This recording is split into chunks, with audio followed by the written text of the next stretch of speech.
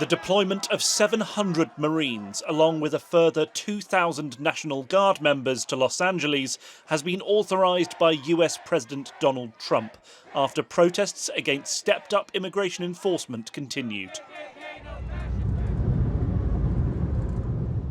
A convoy of 10 to 15 buses with blacked-out windows, escorted by sheriff's vehicles, was seen leaving a military base in the California desert in the early hours of the morning, heading closer to the city.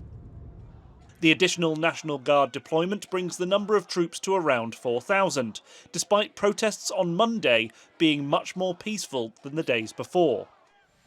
Trump defended his decision to deploy the troops, claiming California leadership had been afraid of doing anything to tackle unrest. You had a disaster happening, and they now admit it was a disaster. I watched the chief yesterday, who's a good man, by the way, and he said, well, we're lucky we did this because they were overwhelmed. You saw what was happening.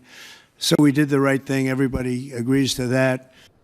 But officials in LA have disagreed with Trump's approach, pushing back against the deployment of troops and federal intervention, calling it a deliberate attempt to create disorder and chaos.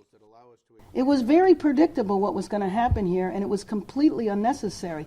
I would say stop the raids. Stop the raids, period. I would say give the power back to our governor, and if we need the National Guard, we can do it in the normal circumstances, which is the request is made local and the governor decides or not to grant that to our city.